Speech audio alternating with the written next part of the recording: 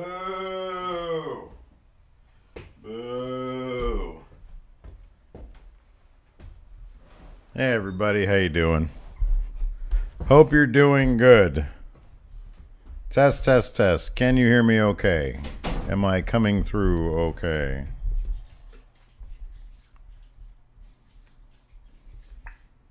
Test, test, test. Can you hear me okay? I can hear me okay.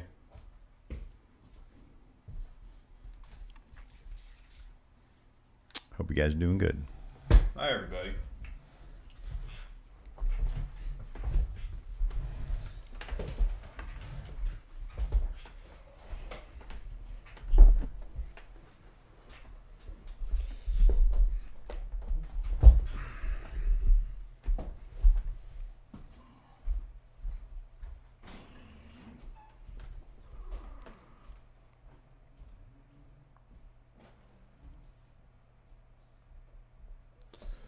What's new, everybody?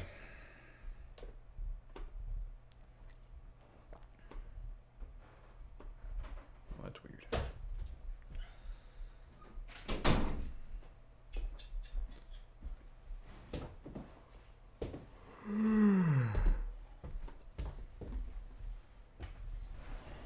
You know what I got today? I got a bunch of envelopes. You know what I'm going to put in those envelopes? Letters. The chat trivia winners. Neato. I'm going to stuff the actual winners in envelopes. Get some large envelopes then. Yeah, huge envelopes.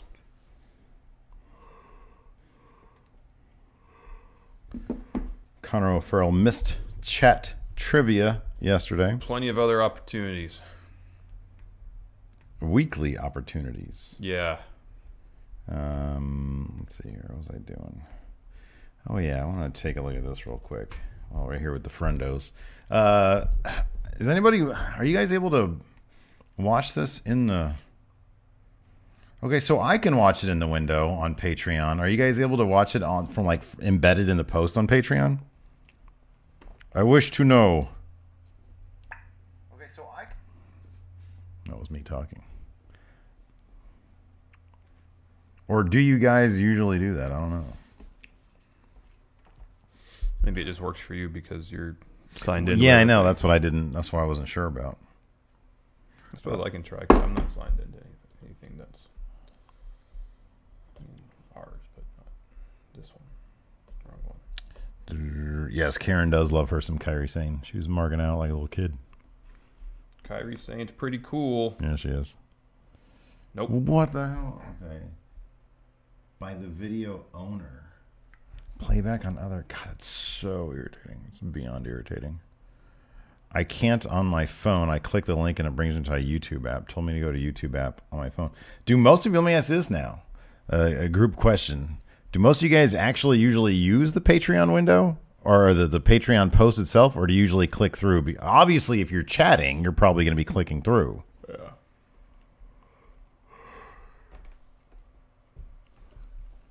Kairi Sane is quite adorable. Mm-hmm. Power rank chili pepper songs. You think she's going to be huge, Kairi Sane? I think the potential's there. Yeah, me too. All depends on how she's booked. Yeah. Patrick Sparks really wants us to power rank chili pepper songs. Okay, all right, let's do it then. Oh, we're on hard cam. Hold on. We might get the intro vid right now. Hold on. Like if I'm going to do power rankings. Be a part of the best pro wrestling podcast today by supporting the Going In Raw Patreon. You can enjoy access to the live taping of the show, exclusive merchandise, and patron-only episodes, and so much more. Support Going In Raw today. Click the link in the description. Go now today. This is Charlotte, and you're watching Going In Raw. That sounds terrible. What's up? This is the most must-see WWE superstar of all time, and his lovely, gorgeous beautiful wife. And you are watching Going In Raw. What's up? It's your girl Sasha Banks, the legit boss, and you are watching Going In Raw. Oh baby, I like it raw. Oh baby, I like it raw. And you are tuned in to Going In Raw right now. How you doing? Hey, right now, name here in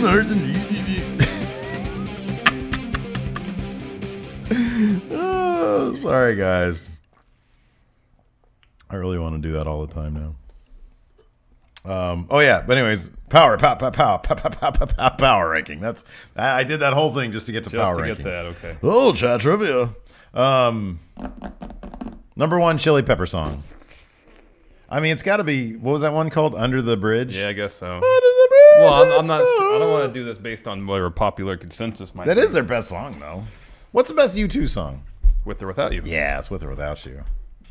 One is such a great song. That's good too. One is a great song. I get a much easier time doing power ranking top 5 U2 songs, but I don't listen to Chili Peppers. I really don't care for the music terribly. Red Hot Chili. I mean, I feel like I contend that every band or every musical act has one really good song. Oh, that doesn't apply to them though. Here, the thing about honestly, the knock on the Chili Peppers, I firmly believe this, is that they're so overplayed.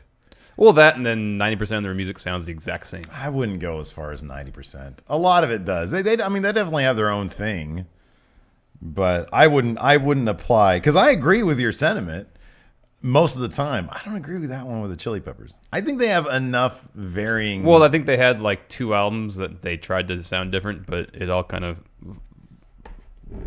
follows the basic template. U2 has a lot of good songs. They do. U2 has a lot of songs that sound the exact same too.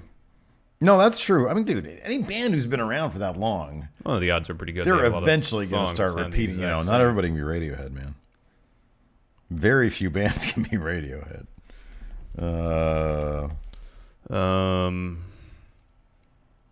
I think Under the Bridge. You know what? No, my favorite Chili Pepper song is? It's not even their song. It's their cover of the Stooges' "Search and Destroy" from the Beavis and Butthead Experience. Oh, really? It's really good. Huh? It is really good. Because they also had that other song on there, the single they did. What was it? I remember that roller coaster one. Roller coaster. Yeah. They had that one. No, the Search and Destroy cover is fantastic. Scar Tissue is a good song. Yeah, that's not bad. Californication. Yeah, it's okay. I never really got into them. Give It Away. Give It Away is a good song. There's one. What was that one? Oh. Soul to Squeeze. Yeah, a lot of their songs do sound the same. Breaking the Girl. Yeah, that's a good song. That might be number 1. Road Trippin'. They have a song called Parallel Universe. Nice. That's Steve's favorite song. I like anything that has to do with alternate universes. Here, give us more bands to power rank songs. Okay, yeah. That's what I like doing. Let's talk about music today. I don't really feel like talking about wrestling. Really? No. We had a fantastic episode of NXT. I would have understood that yesterday. But today we had a hell of a 205 Live was crap. It wasn't crap. It was crap. I didn't think it was crap. Repetitive crap. The Eagles. Oh man! All right. I've never been. I'm firmly in Lebowski territory. I grew up in an Eagles household. But I like a lot of their songs. I mean, Hotel California is number 1. Yeah. I mean, One of These Nights is number 2. Oh, hold on a second. One of These Nights is a great song. I'm the Eagles. I'm the Eagles authority here. You're the authority, huh? Take It to the Limit. That's a great song. That is a good song. That's probably number 5. See, Heartache Tonight is like, that's Eagles that I hate. I hate that kind of stuff. I don't like it. That's dad stuff right there. Oh, Witchy Woman's good though. Yeah, that's good. Ooh, Witchy Woman. I think it's on the Hotel California album. It's a deep cut on the album. I think it's called The Last Resort. Okay. It's really good. It's moody. Take It Easy. Again, I don't Take like It that. Easy I could give Their or take. early phase where they're more country rock, Yeah. I don't really dig. Which one's Desperado? Oh, that's a good one. That's Don Henley singing. How's it go? Desperado, why don't you come to your senses? I don't know. Tequila Sunrise is good. I can't tell you why I love that song. Best of My Love? Yeah. They did Best of My Love? I didn't think so, but I guess they did. Maybe they covered it. Yeah, it might be a cover. Life in the Fast Lane. No. What's that dude? The nerdy guy with the glasses? Joe Walsh? Joe Walsh. He did Pretty Maids All in a Row. No. Okay, wait. And there's New York Minute. Ooh. Oh, I like New York. That's a good song. Those are all good songs. All right, give us more bands. Foo Fighters. Ooh. Nah. Their first 2 albums You are could good. take this one. Exhausted. Last song on their first album is their best song. Everlong, number 2. That's a good song. Well, I think the My Hero one is probably number 1. No. Come on, wasn't that one? Everlong is better than that. Wasn't that the one about Kurt Cobain? Oh, I don't know. My Hero. Everlong is the video with the giant hand in it. I know what Everlong That's number is. one. That's a good or song. number two, sorry. Exhausted is Wasn't number that one. like their first single, Everlong? No. That was off their second album. Really? What was Yeah. their first single? Monkey Wrench. Yeah. Or that was one of them. That's off the first album, yeah. Yeah. No, that Monkey Wrench is the second album. Really? Yeah, it's, what's the one with the Mentos video? Oh, yeah. Oh, that was a good song. Yeah. This Is a Call. It's a good song. I don't really like their first two albums, so. I'm not huge into them, to be honest with you. The Clash. Oh, man. Oh, okay, let's just do this. Stevie Bradley says the Beatles. You're the Beatles authority here. Shit, man. You can't power rank friggin' Beatles. Day in the Life, number one. Tomorrow Never Knows, number two. No, Tomorrow Never is. I'm sorry, but That song's awesome. That's overrated. No, it's not. It It's really great. is. It's not even top 10. But Revolver's my favorite Beatles album. So Yeah, Eleanor Rigby's up there for me. I mean, there's like what are the best ones? Like you power rank them, but then also like what are your favorites? Like Let It Be might be my number one, but I wouldn't put that in there like 5 best. Day in the Life is definitely first. Happiness is a Warm Gun is up there for me because it's like 3 songs that are all in one. That's good. I Am the Walrus is probably up there. Strawberry Fields is up there. Yeah, that's a good one. Basically, like it's gonna be 4 John songs and 1 Paul song. Eleanor Rigby is up there for me because it tells a flippin' hell of a story. Yeah. You know? I'll say I Want You. She's So Heavy. I want you. Oh, That's a why heavy don't we song. do it in the road is great. It's about people effing the road. Yeah, I understand that. Or maybe rioting. There's a question for Steve. Mighty Mighty Boss Tones. It's the what is it? The impression that I get. The impression I get. Literally number only one. song of That's theirs it. I can Only name. know. It's the only one I know. Lupe Fiasco. He had that one song with. Oh no, never mind. I'm not. Yeah, that Hey familiar. Jude's a good 3-minute song that's 8 minutes long. Yeah. That's the problem with Hey Jude. I mean, I know quite a bit about the Beatles. I've heard like every one of their songs. I'm just not as familiar as this guy. I mean, you gotta appreciate their early stuff. My dad is still like he says nothing will ever beat "Love Me Do," and I'm like, I can appreciate that, but it's like one of those things where everybody did that after them, and so it's hard to appreciate where it came from. You know? Dummy Ray wants us to power rank Clash songs. London Calling, number one. Yeah, I would agree with that. I wouldn't put "Rock the Casbah" on there. No. I can't stand that song. I I really don't can't like either. that. All right, I don't like that. Can we rank Madness songs? How well do you know Madness? Not very. Sergio C says Guns N' Roses. What's her number one? What do you think? Paradise City. That guitar solo at the end, still this day, I can listen to that 10 times around and not get tired of it. It's like Sweet barely. Child of the Mind is a great song, too. Yeah, it's okay. But it's not Paradise okay. City is the best. That guitar solo at the end that Slash does, I- it's just barely in tune and it's fantastic. To this day, I don't know exactly what your predilections are for like individual bands. So whenever you bust out like, for all I know, you could have said, "Oh, Sweet Child of Mine is like the best," and Paradise City is okay. No, Paradise so City it is the tickles best. me. Paradise City is the It best. tickles me when you Mr. get Brownstone's a close second. Mr. Brownstone. Yeah, that's a great I song. don't know that one. I like that Terminator 2 one. Oh, You Could Be Mine. Yeah, that's a good one. Kind of crazy how they Madness. Because madness is all on the mind. Van Halen. I don't, Hot for Teacher, number one. Yeah, you go ahead with Hot that. for Teacher, number I one. don't think there is a Van Halen song I like. Hot for Teacher is pretty much the only one I like. I can listen to Jump. I can listen to that. Yeah. In certain like if it's like 75 degrees out. I've got the top down on the car, which I don't have a convertible, so that'll never happen. Yeah. Yeah, Welcome to Jungle, great song. Yeah, it's a good song. Green Day songs. Oh man. She. That was always my favorite off Dookie. Oh yeah, well Dookie had a lot of good songs. Yeah, on Dookie it. had a lot of She's good a good songs. song. I like the one where he's talking about he's like writing a letter to home and he lives in a shithole. What's that one? Welcome to Paradise? Yeah, it's Welcome to Paradise. I like that one. Jack Dolan, what does your package look like? Is it red? Are you British? I don't know where Jack Dolan's from because this doesn't have a return on it. This doesn't have a return address on it, so I don't know who it's from. Yeah. But we got one from David Fishkin. We got one from M. Sills. Jack Dolan says it was a gigantic square. It's a gigantic red square. It's not terribly hopeful. Because I literally went today. Gigantic square package. What is the color of the package? Alex C. Power rank cheesy 80s pop Jack, song. This is yours right here. You are too embarrassed to admit you like. I will never be embarrassed to admit I like a Jack said song. it's not red. Oh, I don't know them. I did not get a package then. And nothing's been returned from what I understand. Are there any 80s cheesy pop songs that you're embarrassed to say you like? Oh, maybe. Probably. I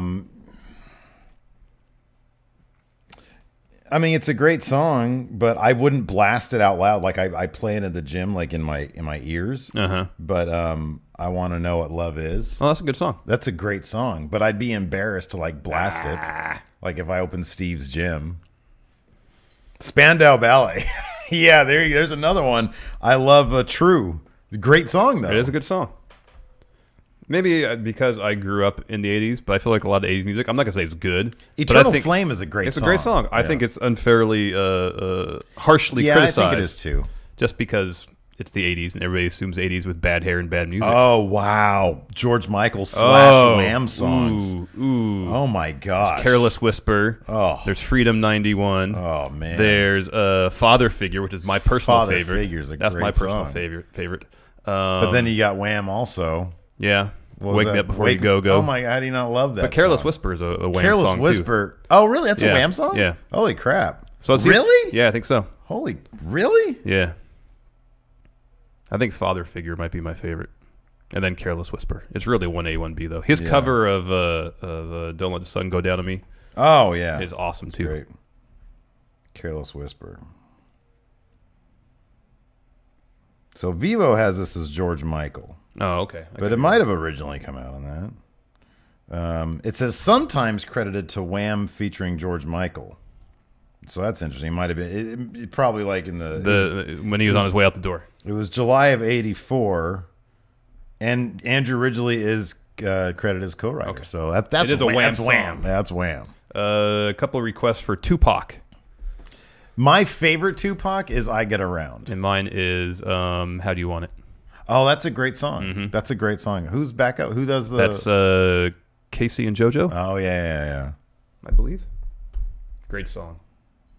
George Michael made sure that Andrew Ridgeley got royalty. Man, I'm bummed out that George Michael's dead, man. He got really fat in the last days too, but I think that was like because he was trying to get off drugs or something. Mm-hmm. Man, what a bummer. Johnny Cash songs. You know, I'm not nearly as. How do you not love his cover of "Hurt" though? I know. I mean, I know it's played a lot, but man, it is really good. Bee Gees. This is a good one. We both know our Bee Gees pretty well. All right, hold on. I'm gonna load up because I got to make sure. I mean, how do you not love "More Than a Woman"? How's that not number one? More than a woman. And I'm saying I understand that, you know, "Staying Alive" is up there too. I kind of like their pre-disco stuff a lot more. Like they, I don't know if they wrote it. I think they did "How Do You Mend a Broken Heart," the song that Al Green also recorded. Yeah, that's really good. You should be dancing. I mean, that whole Saturday Night Fever soundtrack. Yeah, it's good, but they had a lot of good stuff even before that. Yeah, "Islands in the Stream." Oh, that's great. That's a great song. That's a great but song. I prefer the performance by Dolly Parton and Kenny Rogers. Kenny Rogers. Yeah. Boy, that's a great one. I got to karaoke that with Lacey. I like that they have a song called "New York Mining Disaster" 1941. Yeah, that's a good one. That's a good one. It's a really yeah, that's one of their earlier songs. That's great. Yeah, Night Fever might. How deep is your love? Okay, man? here we go. This is the question I've been waiting for. Springsteen. Oh, that's all. I'm getting a heavy boss period right now because when we were coming back from back east, I bought his autobiography, started reading it. Number one's "Born to Run." Mm-hmm. Yeah, I can see that. Yeah, sure. Number two, I'm going to say "Thunder Road." Mm-hmm. 3 is "Badlands." Okay. 4, "I'm on Fire." Yeah. 5, "Atlantic City." There you go. "Hungry Heart" is good too. Power rank Depeche Mode songs.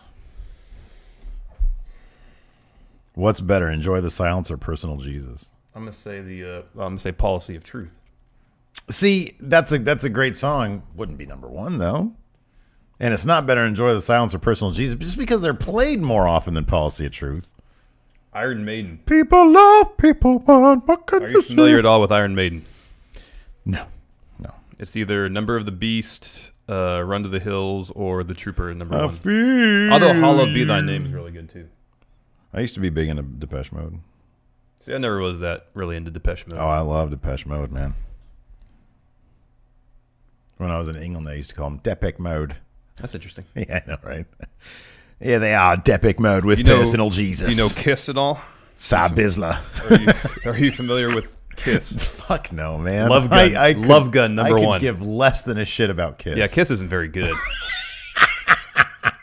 Love Gun's a good song. I'd rather Strutter's a good song. Give me a Spinal Tap, man. Give me a band that knows it's a joke and that's completely fictional. What about The Who? How familiar are you with The Who? I've never been big into The Who. I've even kind of tried a little bit with The Who. Never really been into them. I always found that their stuff's kind of hit or miss. Yeah? Like Bob O'Reilly, great song. Yeah, that's a great song. Yeah. Won't Get Fooled Again, great song. My Generation's really good. But they had a lot of stuff that I'm like, I don't understand what the deal is.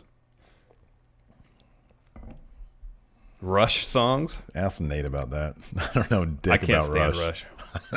I think I've heard a couple like, oh my god, if you took every like horrible musical thing that like it offends my sensibilities and put them into one band, Rush, yeah, it's Rush. It's pretty close for me too. The Stones, greatest Stones. There's song. Too much of the Stones. How about this? Let's not do greatest Stones songs. I mean, how was Painted Black not number one? Let's disregard their hits. The songs everybody knows. I don't know their deep cuts, man. Oh, okay. I don't know their deep cuts. You don't know. I don't get their albums. Oh, okay. Yeah. Should. Like Exile on Main Street. Here's the thing about the Stones, like in terms of like opening up my door. It's just like way too much of a commitment because there's so much of it. Yeah, but a lot of the Stone stuff is crap. It's like reading a bunch of. It's like trying to. Hey, I'm gonna read War and Peace.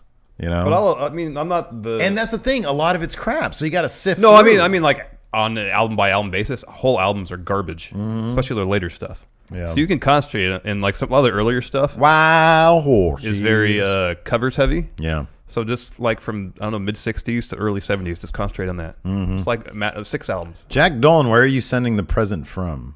But what about Bon Jovi? Okay, I used to listen a lot to Bon Jovi. My favorite, like in terms of my favorite, it was always the one that came out with Young Guns too, Blaze of Glory. Well, that's a solo song. That's just John Bon Jovi. Well, the fucking name of the band is Bon Jovi. I know, but there's a reason for that. Yeah, I know, because he named the band after himself. Exactly. Well, then I'll say something off Richie Sambora's solo album is my favorite Bon Jovi song because he's in Bon Jovi too. What are you going to say? That's totally fine. What song could possibly top anything that John Bon Jovi or Bon Jovi You've never heard Richie Sambora's first solo album then. You're probably it's very right, good. I haven't. Is there something so transcendent on there? It's better than Living on a Prayer? Probably not. I'm going to say Living in Sin is my favorite Bon Jovi song. Is that a Richie Sambora? No, it's on, it's on their New Jersey album, man. Okay. I gotta look up what was Stop power ranking Eminem songs. I can't stand him. He's a great rapper, but God, he's just annoying. Because you know what? It's not even Eminem. It's what he brought. It's Eminem culture that he brought to the mainstream, and you see all these little white dudes running around with their stupid Eminem haircuts. Oh yeah, Stranger in This Town. That's the name of his first solo album. It was really good. There's two that have their own Wikipedia entry. Ballad of Youth. Ballad of Youth. That was a good song. REM song. Oh my God! I was waiting for that. Is Ebo the letter number one? No. For you and I, it is. No, not really. For us as a duo, yeah, sure, that's number one. But it's not their best song. What's their best song? Fall on Me. Ooh, that is a good one. Fall on Me, South Central Rain. The One I Love. Radio Free Europe. That's a good one too. That's a great one. But that's dude, like the first here's the thing single. about REM. I feel like REM never sold out. You notice, like, no, they never did. Them and U2 kind of had a parallel career path until U2 like tried to reinvent themselves, failed, and just went back to what they used to do. And REM just kept on going along, doing whatever they wanted to do. It's like once Bill Berry left the band, they were like, okay, we're just gonna do whatever you want now. Yeah. Well, some of it worked, some of it didn't. Because a lot of their later stuff I really dug, and I tried to listen to some of their later albums, and I just couldn't get into them. But I didn't really care for their last really good album was probably. But Man on the Moon is flipping, and I know that's like one of the more popular ones. Oh, that's a really good song. And you know what's funny is that they really don't get the credit. Like you never hear anybody talk about them anymore. You know what I mean? It's because they just broke up quietly. They didn't make I know, a big but to-do about people it. always go back to other band. People always talk about, this band was so influential. REM was super influential. It really was in the 80s. And they really don't get the credit they deserve. I don't think they do either. Dave Matthews Band songs.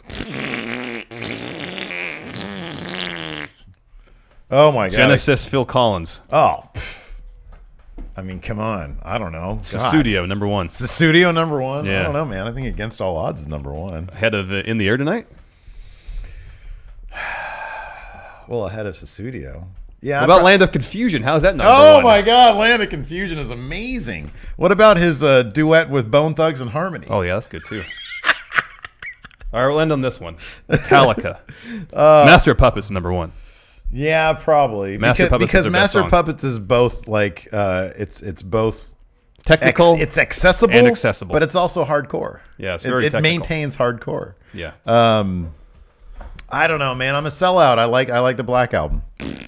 Come on, get out of here with that. There's some great tracks on that. Yeah, I've heard them all way too much. I even liked what was that one? It was on like one of the later, like not later albums. Hold on. It's playing in my head. I just forget the freaking lyrics. Is it Enter Sandman? No. I mean, everything on the Black Album is great. Yeah. One is number 2. It's Master of Puppets and then 1. Oh, one is great. What was that one I was thinking of? Oh, no. Call of Cthulhu. That's a good one. This is instrumental. It's great. I never get what it is. Oh, Hero of the Day. Hero of the Day. No. It's a later one. I probably heard it. I like it. It's a good song. All right.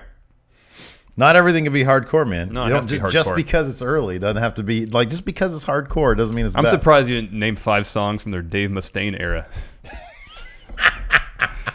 Best Metallica song ever was Sweating Bullets. Sweating Bullets. Megadeth is not very good. Is somebody trying to get us to power rank Robbie? No, Robbie Williams was like way after I left that place. I can power rank Bros songs. All right, I'll do one more, then we should probably get the show started. No, let's just get the show started. We can't get any better than Dave Mustaine being a top 5 Metallica song. Sweating Bullets. I couldn't power rank Police or the Sting, dude. Megadeth is terrible. The Sting, the Police or Sting. I probably could. Message in a Bottle is really good. Could you get into the deep cuts? I feel like nobody's allowed to power rank unless they can get in the deep cuts. I can on Sting. I might be able to on the Police. You know, my favorite Sting song is a duet with Bryan Adams and Rod Stewart. Oh yeah. The Robin Hood song. That was a great song. It is a good song. How about this? Bryan Adams songs. I don't know. What was the one? Summer of '69. Yeah, there you go. Cuts Like a Knife. Yeah, there was another early one. Forgot what it was though. That's right. He did Summer of '69. Whenever it's funny, whenever I think of Summer of '69, for some reason I think it's Don Henley because he had that other song, the solo one, Boys of Summer. Boys of Summer. That's a good one. I always get them confused. My dad used to listen to the Bryan Adams solo album called "Waking Up the Neighbors."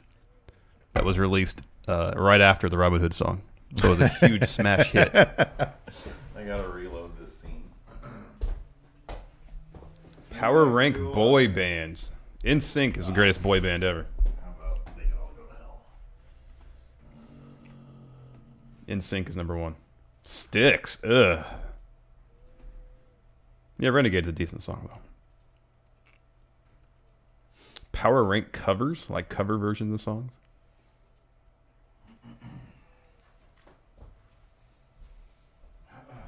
The hero of the day. All right, everybody, we're about to go dark again.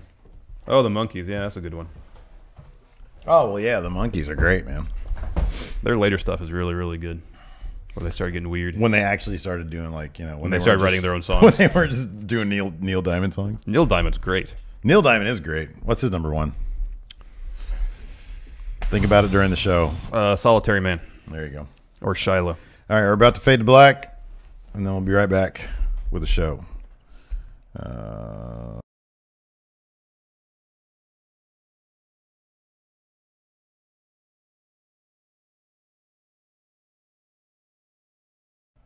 Be a part of the best pro wrestling podcast today by supporting the Going In Raw Patreon. You can enjoy access to the live taping of the show, exclusive merchandise, and patron-only episodes, and so much more. Support Going In Raw today. Click the link in the description.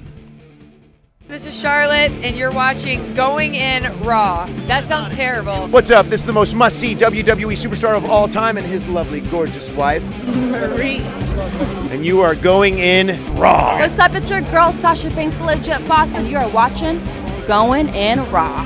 Oh, baby, I like it raw. Oh, baby, I like it raw. And you are tuned in to Going In Raw right now. How you doing? Hey, friendo, Steve here. And Larson. And welcome to Going In Raw, the only pro wrestling podcast you need to be listening to right here at youtube.com/Steve Larson, available wherever fine podcasts are. Be sure to hit that subscribe button. And if you're listening to this on an iOS device, please go to iTunes and leave us a rating or a review. It really helps the show out. We're also available on the Patreon at patreon.com/Steve Larson for about almost 30 minutes now. We had all of our lovely $5 and up patrons here on the live stream, listening to the pre-show, me and Larson power ranking various bands. Their songs, yeah. Their songs. We'll get back to that for the post-show for sure. Yeah, because that's a lot of fun. It is. Yeah, we're also available on Pro Wrestling Tees at prowrestlingtees.com/Going In Raw. We've got a couple designs. We're cooking up some new designs, some new Going In Raw designs. Yeah, I think we should focus on Going In Raw variations. Yeah, I know, me too. I had the same thought. We're on the same page. Programming note, this Sunday, if you guys are going to be checking out Hell in a Cell. We will also be checking out Hell in a Cell, so let's all watch it together. You can check that out with us. Yeah. Yeah. We'll be watching it. Camera will be on us. We'll give our reactions live, but at no point will the camera ever be showing, broadcast a single frame of the actual show. Extinguish your mind of that thought. It's not going to happen. 0 frames. We got 0 frames. On a couch, maybe some food, perhaps a beer or two. Right. No point will we ever show Hell in a Cell. Correct. I want to get that out there, out of the way, because people always ask, hey, turn the camera towards the TV. We can't do that. I've had a lot of people on the Twitter at Real Going In Raw. I gotta get a little Stream Deck thing for our social up here, because I forget. Like now the podcast that is not showing up. Yeah. Saying, hey, WWE Network, they're offering me like the rest of the year for free to sign up to be a subscriber, and then after the year, like you can either cancel or keep going. And I'm like, yeah, why do you want to watch our camera go to our TV screen when all you have to do is go to WWE Network? You can probably literally get it for free. Watch it with us. Hey, one of the things that they mentioned in that survey they sent out was theater mode, where you get to watch WWE Network stuff with your friends and it all be in sync. Yeah. That would be really cool for our live stream. Yeah, I wonder how many people you can have in theater mode. Can you have 2,000 people? I don't know, man. Probably not, though. Maybe not. I don't know. Well, we have a question here from our Patreon chat. Will the camera ever show nudity, asks Brock without the K, Lesnar.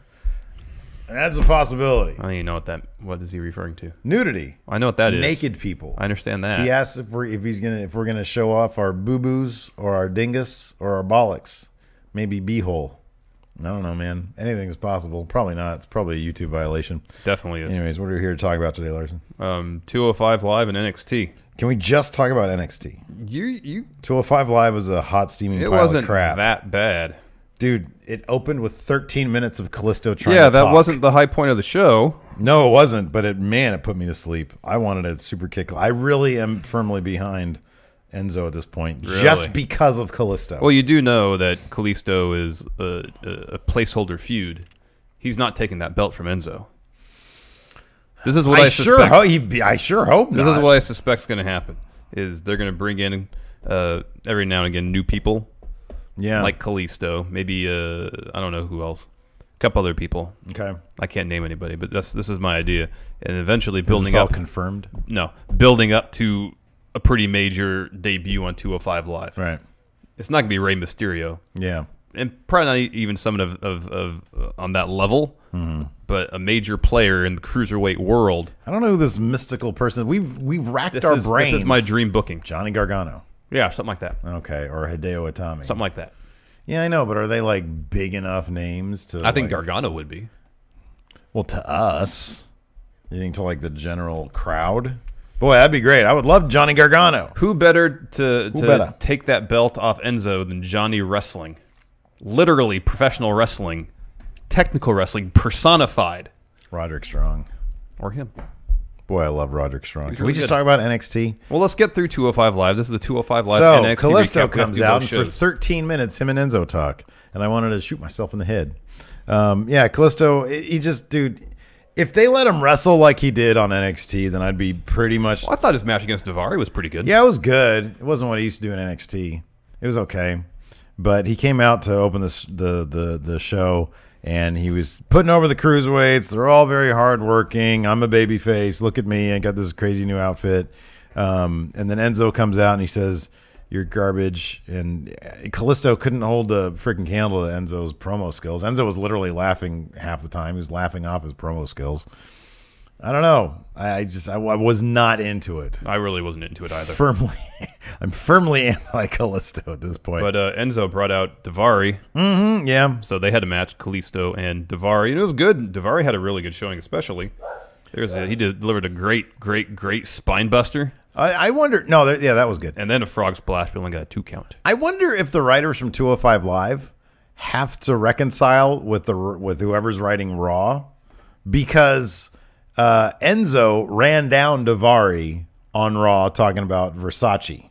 Okay. Oh yeah. Even though on 205 Live, Daivari had like pledged his allegiance to Enzo, and then on 205 Live, following that Raw where he had already run down Daivari, he says he praised Daivari and said, regardless of what I may have said on Raw, I wonder if the writing staffs have to be collaborate or don't a collaborate. bit more on the same page. Well, they should be on the same page. You would think so, but if they want to create one you would cohesive think universe. that Vince or whoever is hands on with Raw would just say, "All right, 205 Live writers, this is what I want to accomplish. You know your universe, you know your roster, you know what's going on there. Yeah. Write accordingly." Yeah. I mean, nobody's writing Enzo anyway, so Yeah, probably not. it'd be good if they just said, "Hey, he probably shouldn't run down Daivari." Now he's got to run them all down, right? But Daivari already said, okay. Well, then how about this? Let's have everybody in the cruiserweight division out there except Daivari. Right, exactly. Yeah, something like that. Yeah. But they didn't do that. Kalisto picked up the win with the Salida del Sol, so they're booking him strong until he loses at TLC. Yeah. Okay, well, let me ask you this then, Mr. Placeholder Feud. How long is this placehold feud going to go? Well, I guess I'll have to be till the Rumble. Yeah. Well, this pay-per-view, and then they'll build up another feud for the Rumble. Man, it's going to kill. I mean, any progress that they might have been making with 205 Live with the Enzo thing is going to be killed because of Kalisto. It's not a realistic feud. Like, he can't. I wonder if here's an alternative. I'm just going to put this out there. I don't necessarily think it's going to happen. But what if they want to prolong it, or if they just want to add some more heat to this feud, get Neville involved? And like his ulterior motive is to have Kalisto win so he can get the belt off him. Well, 205 Live is good at incorporating multi-person storylines, not just one-on-one storylines. We see that right now with Cedric Alexander and versus Jack Gallagher and Brian Kendrick. Yeah. Yes.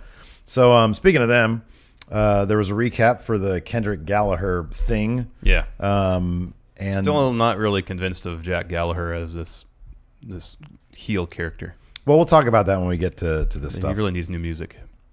Oh, I didn't even notice that. It was the old music. Because he came out in his suit. He was ready to fight in the suit. But it was the same music he had before. Yeah. It should be like distorted version of Brooding, angry.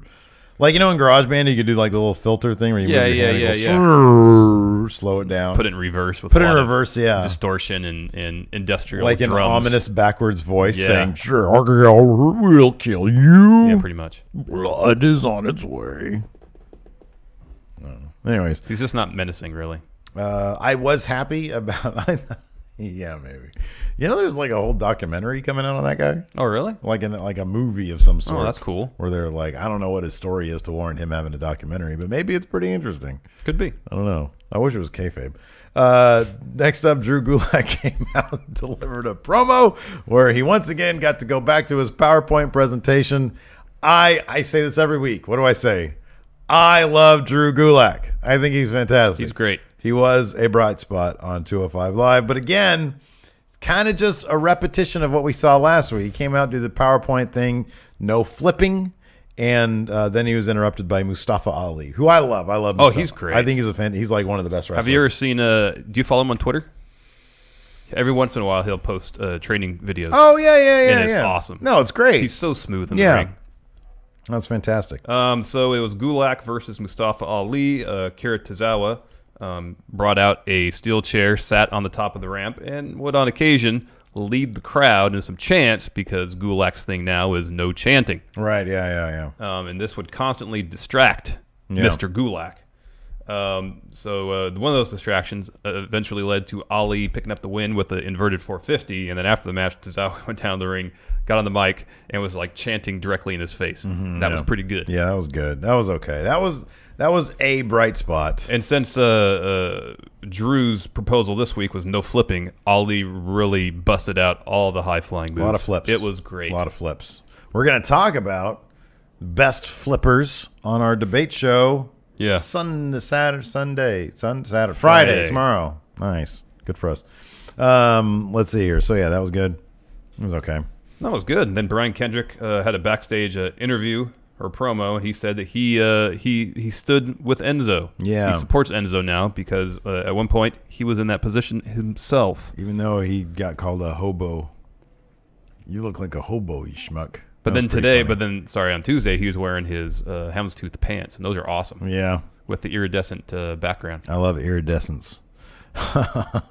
but anyways, I think it's the scarf. What do you think Enzo was referring to? I think it was like the scarves / I mean, I know he's got a goatee. With the worn leather jacket? Yeah, the worn leather jacket for sure. Kind of hobo-ish. There's nothing hobo about Brian Kendrick's wide array of awesome pants. I agree with the pants. He has the thing. best pants in all of wrestling. But, he's just a hobo with good pants. So? Gotta be really careful with how you say that. Next up, we had... So during that promo where Kendrick was talking about he wanted to see Jack Gallagher, quote, drink Cedric's milkshake. Referencing There'll Be Blood. You have a milkshake, and I have a milkshake. And I have a straw that goes all the way to your milkshake. I drink your milkshake. Kendrick came out of nowhere and started beating the crap out of Cedric. What'd I say? Cedric Alexander came out and started beating the crap out of Brian Kendrick. That was rad. That was cool. Yeah. So we see a new edge. An aggressive Cedric Alexander, and we saw that during his match. I liked this. Cedric Alexander comes down to his to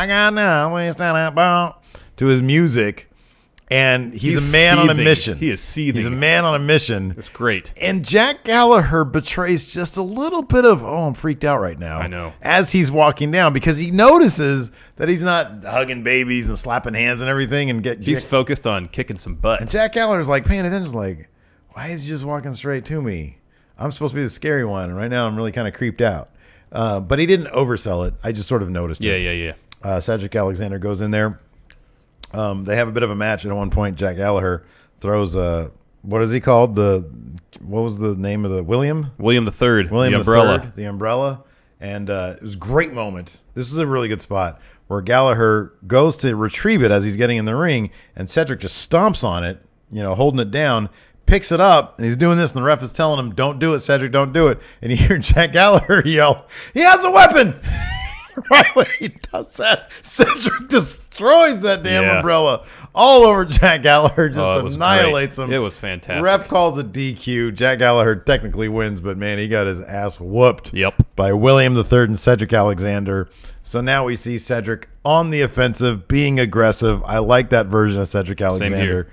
I kind of wish that there was a bit more of a breaking point to lead to this, but I'm not going to complain about them taking the fast track on storylines. Yes. So after the match, Brian Kendrick kind of limps out to the ring, and that's how the episode ends. Yeah. Good stuff. Oh, that's funny. I didn't even notice this. Connor O'Farrell in chat here says, I popped so hard when Drew tried to stop Ali from hitting the 450 on Enzo last week. Oh, yeah. That's hilarious. Yeah, that I didn't even notice that. That's great. Yeah, he had to be convinced. That's so funny. All right, nice. Now we got to talk about NXT. That was quick. It was just, dude, there's nothing. It was all kind of repetitive, man. Like, we got 15 minutes of Kalisto. I know there wasn't a great deal of story development, but the matches were good. Well, the match was good. Mustafa Ali, Drew Gulak. But the Cedric Alexander, Jack Gallagher stuff was good. Well, yeah, it was okay. That was story development. Aggressive Cedric. It was story development, yeah. No. One enough. NXT. opened up. How do they pack so much? They really do. Dude. And the main event was about a half and hour. The main event was a half hour, and they still managed to pack in so much. Yep. Ooh. We kick things off with Ruby Riott versus Billie Kay and Peyton Royce, the iconic duo. Oh, man, I forgot. I was loving Nigel McGuinness on 205 Live because something happened. I forgot what it was. I think it was Cedric Alexander when he was going ape shit on Jack Gallagher, maybe. And Nigel McGuinness was saying, "Everybody get out of the way," because they were coming near him, and he ducks down and stuff. I don't know. I thought it was really funny. He was overselling what was going on. It was cool. Let's see here. Ruby Riott. So this is a rematch of I love Ruby Riott, match man. that happened 2-3 weeks ago. Ruby Riott again takes on the iconic duo by herself. But no, Nikki Cross appears out of nowhere, probably through the crowd. Yeah. And gets up on the apron in Ruby's corner. Well, the match was going on for a while, and Ruby Riott was actually holding her own. Yeah, the first big chunk of the match, she was really almost dominating. She was working because it was a tag format. Handicap match. That springboard senton thing she did was awesome. That was really, really cool. That was really, really cool. I was like, God, how did she not kill Peyton Royce just then? Because she landed right on her. So she was, but then the numbers game was too much for her. She wasn't able to get out of their corner. They were really taking advantage of that. And then you see Nikki Cross, that big old weird smile on her face, ooh. She creeps in. Eventually, they come towards her. No. What's her? Ruby got the sort of a hot tag on her. Yeah. Nikki Cross comes in, just starts blowing up both of them, and eventually gets tags back in Ruby, and. She gets the pin after kicking Billie Kay. I forget what that's called. That kick. Yeah, I don't know either. I forget. They've never really named it. I think they didn't have a name for it last night. I thought they did. Anyways, I thought it was really cool. I mean, maybe a bit repetitive from what we've seen before, but I'm never going to say no to any of these competitors. A bit of a moment after the match, whereas the first time there's a little nod. Nikki just got off the apron and left. Right. Yeah. So there's a little bit of a nod. So I like that. Like I said, I'm never going to say no to anything involving any of these four. I love them all. I think they're all great. They're all great. Next up, one of my highlights, awesome. A Lars Sullivan interview. He might be the best promo guy in the NXT right now. He's fantastic. He's great. And his deal is, so he's like a Hulk guy. Yeah. Because everybody's scared of him losing control. Yeah, and he does at times, but he claims that everything he does, he's perfectly in control. What a great gimmick. I know. It's not a job. It's not a profession. It's him seemingly being in control of his rage, but obviously not in control of his rage. And his promos are great because he's so soft-spoken. He is so soft-spoken, verbose, and articulate. It's fantastic. Just a complete walking contradiction. Yep. That's amazing. Yeah, it's really good. That's fantastic. And he looks like somebody out of the 1930s. Oh, he's massive. Huge. He's fantastic. God dang it, I love Next, we had a Zelina Vega press conference as she was walking to the Performance Center. Yeah. It was good. Well, I'm glad that no, she's great. I love that there was no. I love and I don't love that there was no fake microphones. Yeah, there was no. It was all off camera. There were no audio devices that were clearly turned off. Yeah, while that she was trying to do camera view. But she was going on about how now that Andrade Cien Almas is focused because of her. Yeah, that he's looking to get a title shot. Right. I think I might have got rid of it. Yeah, there's no. Lars Sullivan ass. Only when Lars Sullivan actually comes out and shows his ass will I show the ass. Okay. Isn't it on the second No, it's on here. It's just not on there. I deleted off the gotcha. thing. I know I shouldn't have.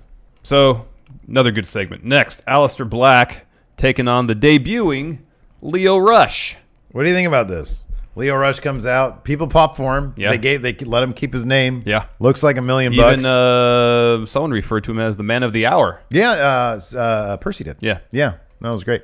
They also made a point of saying that he was, 5'6", 160 pounds or something like that. Oh, really? Yeah. He's only 20 years old. I know. That's insane. Could you imagine a match between him and Tyler Bate? Oh, it's going to be incredible. Oh, my gosh.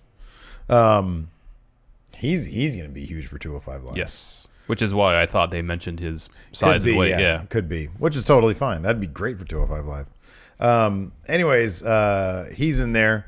And then Aleister Black, his music hits. Massive star. And halfway down the ramp, Patrick Clark out of nowhere annihilates, I think, his old tag partner, right? Yeah, Lio Rush. Yeah. And Maryland or somewhere back east. Yeah. Annihilates Lio Rush, dumps him out of the ring.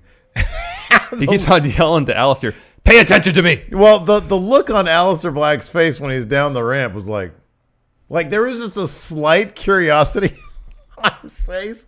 He gets in the ring, sits down, and that just beguiles Patrick. Like, he's so bummed out. Velveteen Dream, is so annoyed with this. And that's like part of the crux of their thing is he's the Velveteen Dream, but last week Aleister Black referred to him as Patrick. Mm-hmm. As Patrick, which is great. I know, it's fantastic. And so Velveteen Dream just wants him to pay it. He says, "What's my name? Say my name. I'm going to make you say my name." He goes, "Pay attention to me." To me. Oh, I love it so much. Good. It's so great. Patrick Clark is quickly becoming one of my favorites, dude. I'm telling you, there's so much great stuff in NXT right now, and I know a lot of people. It always bugs the crap out of me when people say, "No, it's not as good as it used to be." I'm sorry. I love the characters they have. No, there. I think their character development is way better than it was because a year or two ago. I was watching when. Look, granted, I was not watching when it was Sammy, Neville, and Bo Dallas. I was not watching then. It might have been a million, and you had the 4 horsewomen there. I totally get that. But like, there was that period of time when it was Finn Balor. And what's the knock always on Finn? Like, we love Finn. He's the coolest looking guy in the room. Yeah, there's just not a lot going on there. They don't really let him do what I know he can do. Exactly. You know? It's like there's normal Finn, who's the coolest dude because he's got that jacket and just carries himself like the coolest dude. And there's Demon Finn, which is the theatrics, but it's not a whole lot behind it. But when he talks, there's nothing. There's not a whole lot there. Yeah, there's not a whole lot. There's not a lot of substance there. I'm not trying to say that he's not smart. He seems like a very bright guy. During his 290 whatever day reign as NXT champion, they never really developed any of that. You know, it was just Finn, and there's a Demon, and then he was really cool. The amount of character development that happened in the main event last night with Drew. Mm-hmm. That was like 3 months worth of character development for Finn when he was champion. I know. There was never a lot of, and part of it is, you know, they bring Finn in, and he's kind of already established as a guy. Samoa Joe's already established. Shinsuke's already established. So I kind of get that. Like, Kevin Owens was just a walking character, anyways. Yeah.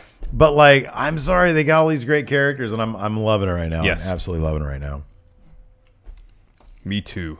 So anyways, next. Yeah, that's definitely a high spot for me. Next, Kairi Sane making her NXT Full Sail Arena debut, taking on Aaliyah. Aaliyah had a bit of more of an aggressive edge to her. Yeah, man, they're not using her, so she's probably mad. Could be. She, you know, nobody's gonna play face to Kairi Sane. Yeah, and so somebody had to be heel, and that's gonna be Aaliyah because she was gonna lose. But she still had a good showing. No, she had a really good showing, and I thought that her in-ring stuff has improved greatly since, you know, the last time we saw her, which it's been a while. Yeah. But Kairi Sane's great, man. She's great. That elbow still. I mean, it's great. Her and Patrick Clark, her and the Dream, both get up there so high with that elbow, and they make it look so cool. Patrick Clark's elbow is insane. It's ridiculous. It is He insane. gets so much air. Yeah, it's crazy. But anyways, yeah, she won with her insane elbow. It was cool. It's good stuff. It is good stuff. Then we had a 30-minute match. Roderick Strong versus a takeover Drew quality. Oh, this was main event. absolutely It was great. This was fantastic, dude. It was brutal. Went outside the ring. There was that great spot where Drew did like a slam onto the stairs. The backbreaker. I'm sorry. Yeah. Roderick hit a slam on Drew. The backbreaker on the stairs. That was fantastic. Karen apparently said that it dented the stairs. Yeah, because she was marking out when Kairi Sane came out too. That I guess you'd call the ring post bomb that Drew did on Roderick was insane. Yeah, that was awesome. That was like, God, how is he not dead right now? I know. Drew looks amazing. Yeah, It's funny. I mentioned this on the Daily today or for tomorrow. I forget which one. Yeah, it was today. How Drew, when they started out, like the ring announcements are going on, Drew was literally kneeling, and he was almost as tall as Roderick Strong. But here's the thing about Roderick Strong is that he has these matches, and this is going to be the problem with Adam Cole, baby. Because Adam Cole he was a good storyteller. Yeah. He was a really good storyteller. Wasn't like the best wrestler in the world. Roderick Strong, I'm convinced, is like, I'd say like top 3 wrestler in the WWE right now. Well, I think what Roderick Strong benefits from is that he's got his arsenal is very defined, and he's got a very clear path that he takes to victory. And he manages to execute his strategy regardless of who he's facing. He works with his opponent's back. Yeah. And regardless if his opponent's 5 feet tall or 7 feet tall, seems like he can do it. It's believable. Yeah. Whereas Adam Cole, his offense just doesn't seem as convincing. Yeah. Because like if Roderick Strong starts working someone's back, that's a good way to get a taller man to weaken them is by taking their back or leg. Yeah. Whereas Adam Cole, I don't really see the same definition in terms of his arsenal or his offense. He just kicks and does a bunch of knees and stuff. But like he's not going to do his what was his finisher, the last shot on Drew. He can't do that. Well, if he has him down on a knee. No, his finisher is like a suplex and he drops. Oh, the last shot. Yeah. Oh no. I doubt that's even going to be his finisher. No, I know. I mean, anyways. he did the Shining Wizard on Yeah. Eric Young, but it's kind of disappointing they just did that. Yeah, I know, but I would really doubt they're going to let him do it. That last shot. That's not a WWE approved. Does anybody else do anything like that? I don't know. I mean, it's kind of like a shoulder breaker, brainbuster on your knee. Yeah. I mean, he's been doing it for a long time. I'm just saying because Drew is so massive. I know, but that's kind of the thing also is that they have to be smart enough to be like, all right, half of our roster. Here's the thing. Any big name you bring into NXT, and I totally get that we've said a million times it's not realistic. But you need to develop their arsenal to the point that they could get in there with. And I always look up to the biggest guys, Brock Lesnar, Braun Strowman. It has to be at least kind of conceivable that you can hang with them in some manner. Yeah. Because why else are you in the WWE? Yeah. If you can't, then it's not realistic. Like, why are they bringing you as a big name? Like Lio Rush is not going to matter because we know that Lio Rush isn't going to have like Universal. Look, he's only 20 years old. So there's like the entire, but at this stage, they don't have Universal Championship aspirations for him. Aleister Black is believable. Oh yeah, Drew McIntyre, obviously super believable. Adam Cole, they bring in as a huge name. You have to make his arsenal at least believable that he can hang with those types. I feel like it would be beneficial for him to add about 10 pounds of muscle. Yeah, no, I agree. And like anything would be better than what it's at now. But I mean, no. he's in probably the best shape I've seen him in a long time. Yeah, but he needs to bulk up a little bit. Yeah, or it looks like even Finn Balor's not large, but he's got enough bulk on him that if you see him in the ring against Brock Lesnar, he's overmatched. Yeah, but based on his style, which is very defined, and just the way he carries himself and the way his physique looks, you can maybe put it together that okay, maybe he has a chance. Sure, yeah. I don't see that right now. Chipping away. Yeah, he's got. I mean, Finn's arsenal's rooted in drop kicks. Yeah, that's exactly. That's a ranged attack. He's not to get close to do that. Right. But I can't see that for Adam Cole yet. I know. Maybe that's why he's going to NXT. Could be. I don't know. Getting back to this match, though, another thing that I love about Roderick Strong sells so believably. It's not like a Dolph Ziggler where he sells like he's a cartoon. Yeah. I believe everything that happens to Roderick Strong, and I believe that there isn't. It takes everything you have to keep him down. Yeah. And he's able to get that out of his opponents in whatever match he's in. And it's remarkable. And you always think that he has a shot. Yeah. Even though he's so much smaller than Drew and half the guys in the WWE. And I love it to death. It's so like every time I watch the match, I'm like, every time he opens his mouth, I kind of cringe because he's not a great promo guy. He's kind of dorky. But man, I'm sold so hardcore in his wrestling. His style is great. His pace is fantastic. And yeah, his pace, his style, his selling. That's all in-ring storytelling is really good too. That's all character enough. Yes. Like he can talk, he can not talk. And that it kind of elevates his promos a little bit because it's like, it's kind of a Dean Malenko thing. Yeah. It's a little bit like a Dean Malenko thing. Yeah, that's a good comparison. I was thinking that when I saw the end, I was like, man, this is like a freaking Dean Malenko thing. Yeah. So the finish of the match, Drew hit that ring post bomb. They wrestled a bit more, and then Drew got him in the future shock, and he dropped him. He kind of held on to him for a little bit, and then he got in position for the Claymore, and he acted like he was hesitant about doing it. But I love that spot. He knew that's what he had to do to keep onto that belt. And that also goes a long way towards Drew. I mean, Roderick. It was like he's saying, "I'm sorry, I have to do this." You're right. That's exactly what it was. Because there's like, and maybe I'm reading into it, but with Drew, there's always a little bit of delight in anything Drew does. Like you get the feeling that he's delighted to be there. Yeah.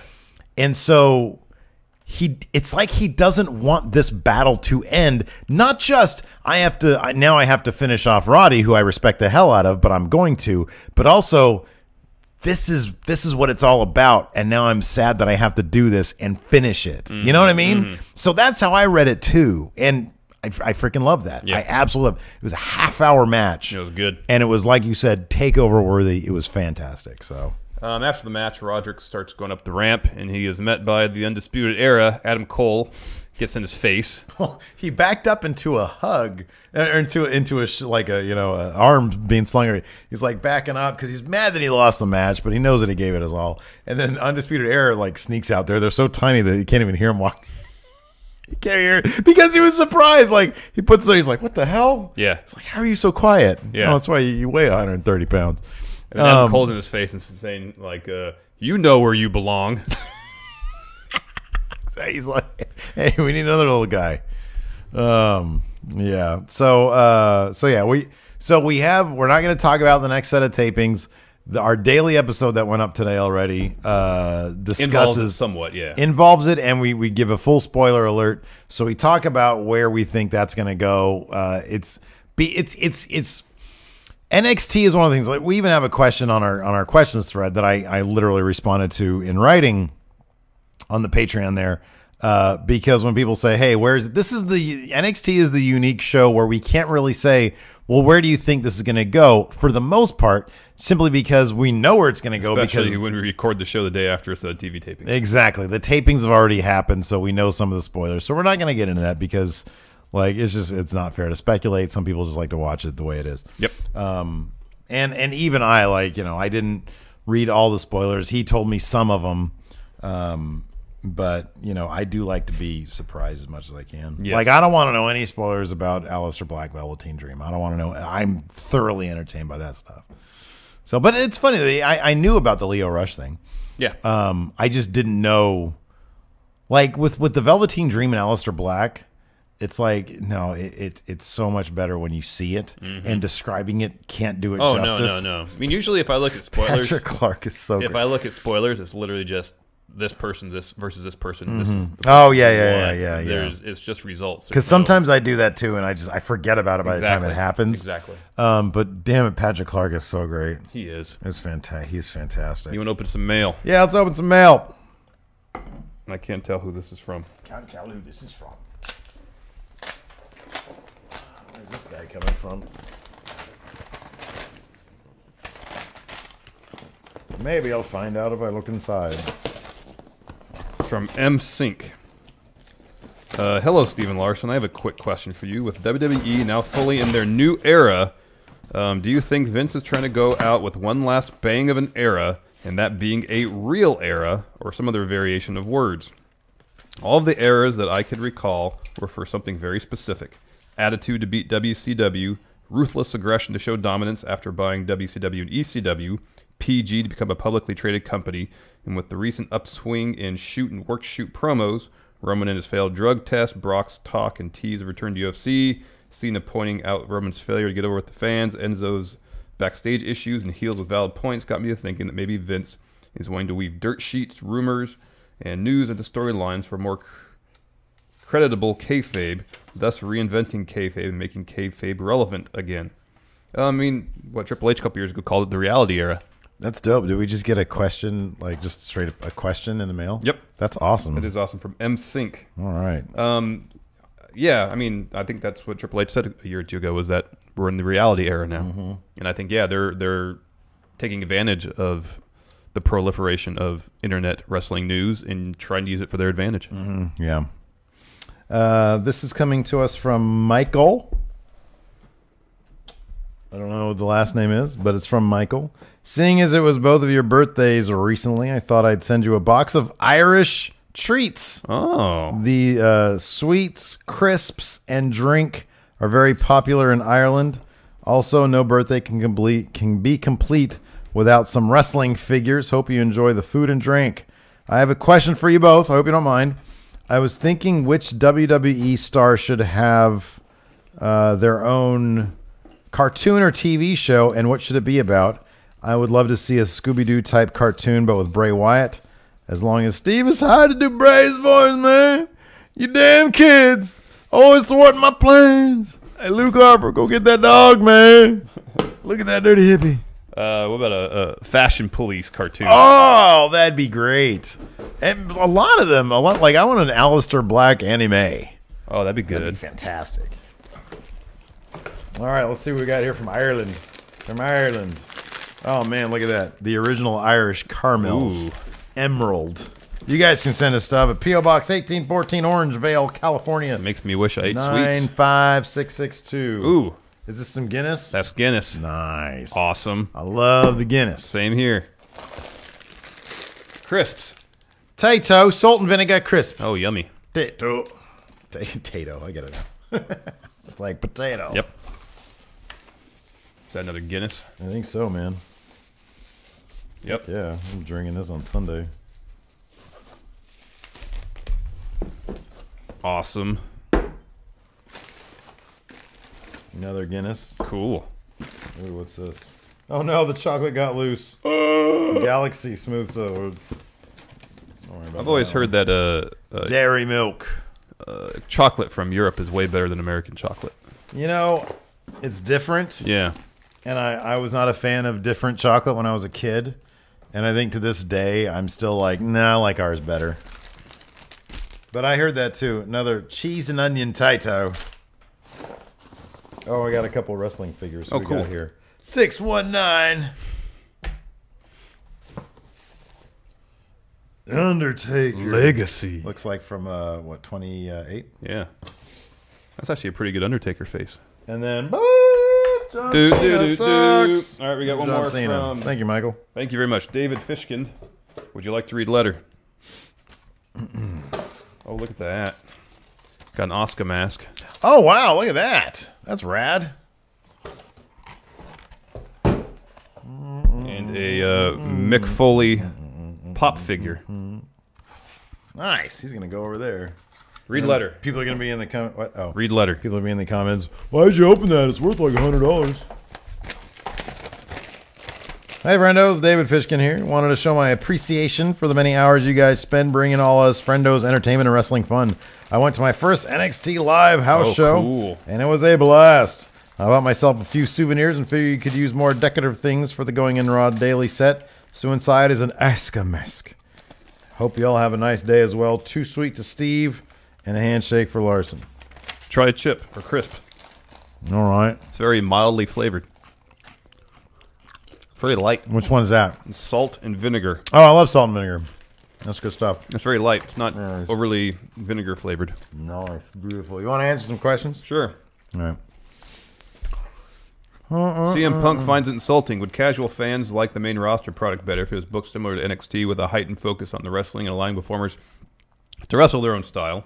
Or do casual fans not care that much about the wrestling and prefer backstage segments and in-ring promos? Casual fans?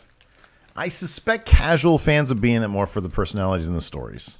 That's my suspicion. Agreed. But at the same time, if you're there live, if you're like, oh, WWE's coming to town, they still do that? That's what somebody asked me when I was getting like a haircut or something during, like we were about to, it was that weekend. And you told them what you did for a living? No, they were just like, so what are you doing this weekend? Well, I eventually did. It was, what are you doing this weekend? I was like, going to a WWE show. And they're like, really? They still do that? And I was like, yeah, that's how I make my living, is by talking about it. I think I do a conversation I really didn't want to get into. I don't like talking to people very much. They always ask me questions when I'm getting my haircut or any other place, and I'm just like, I don't want to talk. I'm sure it makes the time pass by faster. I talk enough during the day. All right. Sorry, I'm chewing right now. Dan Boss. I haven't said Dan Boss's name in a while. Huh? It's been a while. Hey, Dan Boss. He says, obvious question, but how excited are you guys for Triple H to be in charge of War Games? Hey, got a great idea, Dad. Very. I'm going to bring back War Games. What's that? Said, well, you got a bunch of different. Really, you don't know what that is? It's WCW. I find it funny that you know what it is, Vince. There you go, Dad. Yeah, I'm very excited about that, and Triple H seems very excited about it, which is what matters. He's gonna be like, all right, here we go. Step 35. You're gonna come off the cage, and then you're gonna go into the second ring. Are you guys writing this down? Well, there's only one cage.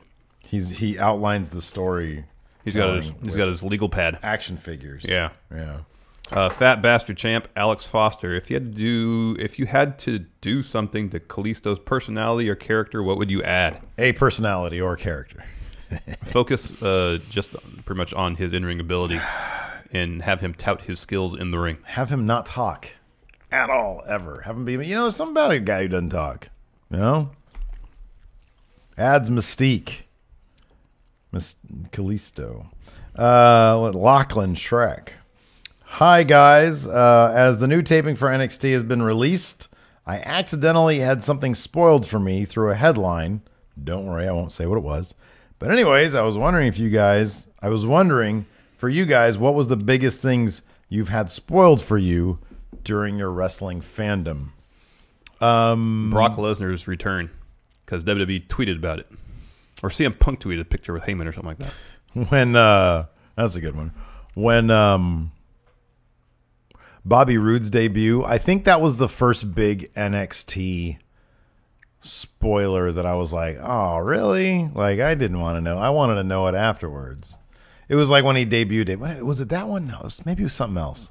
Because he debuted at a TakeOver. Yeah, I know. When he was in the crowd, so we all knew it was coming. There was something else then, an NXT one.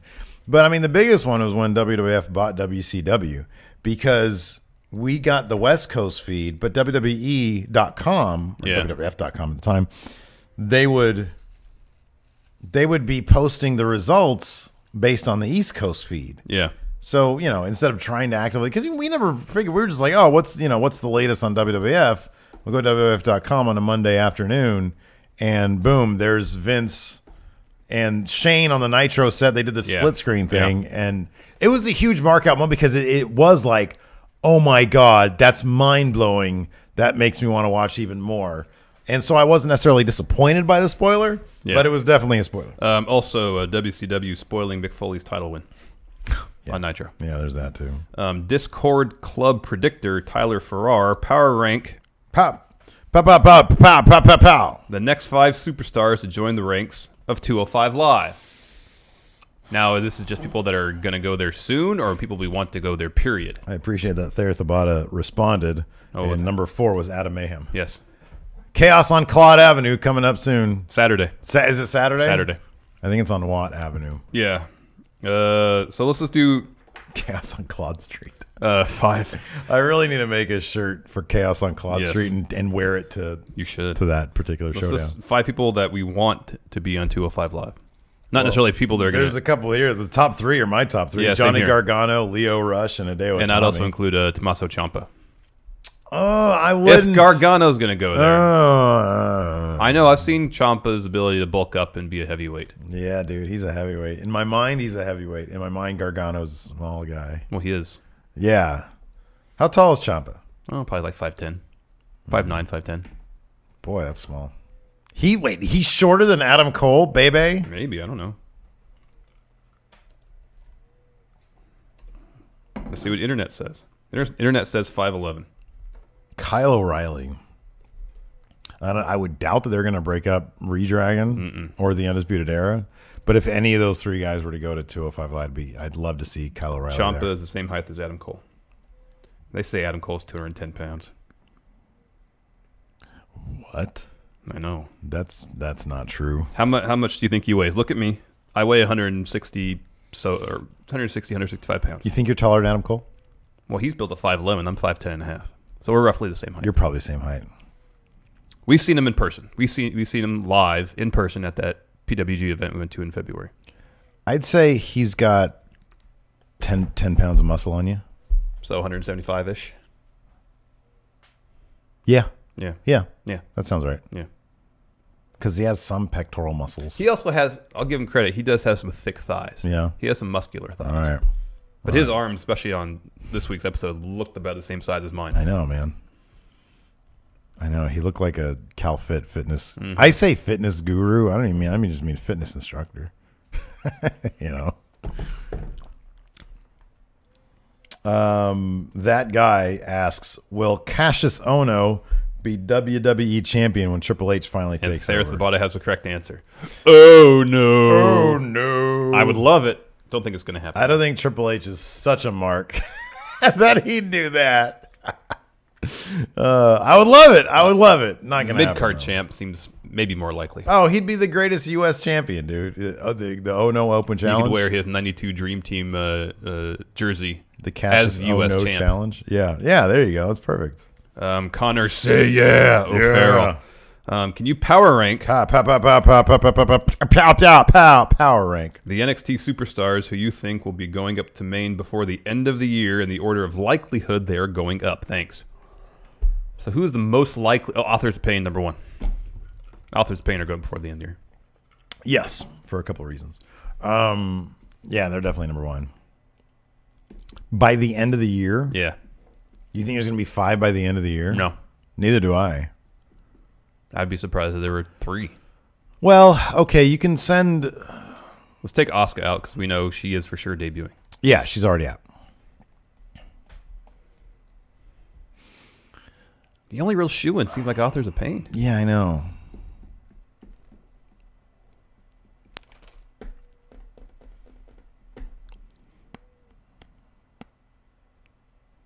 All right, maybe not by the end of this year, but who's next in line after Authors of Pain? Drew? No. After he drops the belt maybe at the Drew. Rumble weekend? It wouldn't surprise me if Vince was salivating over bringing Drew up. I told you he was the chosen one. Look at him, he's huge. He reminds me of me. Oh, wow. I'd say Ember Moon. I think she's going to leapfrog the title. could be. I think she should have had the title by now, Yeah. but Asuka was there, and so she's probably just going to go straight up. That's kind of my guess on her. Especially if Kairi Sane ends up winning. There's too many people there now. TakeOver. Yeah, she had her window. Yeah. So I'd say Ember Moon's probably next. I could see them doing something weird like sending Heavy Machinery straight up. Because, like, what else are they really going to do in NXT? It'd be the TakeOver Rumble weekends would be really telling because if Undisputed Era somehow does claim all the belts, then it's conceivable that Sanity could go up. Sanity, I could see that. I could see that. Their packaging is ready right now. Yeah, it is. They are more or less across the board ready. So Let's do one more. Almas. Yeah, I was going to say almost 2. Yeah. Ben Aberley. G'day, friendos. Do you think there's a chance Boy. in hell Kalisto takes the Cruiserweight title from Enzo? Also, who do you believe will be the first person that Enzo grants a title shot, if anybody? Thank you and have a wonderful day. No, Kalisto's not winning that title. He's going to have a title shot. He's going to fight for the title. But he's not winning. Did they already announce that for TLC? I don't remember. Okay. He's not winning. He's not going to win. Mike Big Dog Demopoulos. How do you feel about Velveteen Dream also using the big elbow and he and Sane doing it back-to-back segments? He says he thinks Clark's is better. I think they're just different. He definitely gets more air. Oh, yeah. Because obviously that man is an athletic freak. But hers is so unique. Yeah. It's difficult to compare the two. Yeah. But I have no problem with both of them using that move as oh, a finisher. if though. it's beautiful, it's beautiful. Yes. You can't get too much beauty. And those are the 2 best elbows in the business right now. Iron Man, Marcus Tyler. So with the whole Young Bucks cease and desist thing, do you think WWE have shot themselves in the foot in the hopes of ever signing the Young Bucks?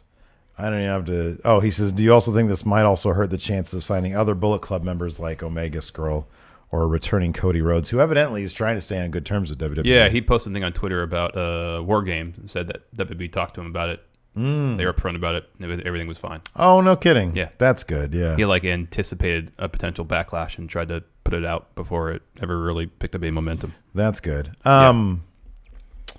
I think they have definitely shot themselves in the foot in terms of signing the Young Bucks.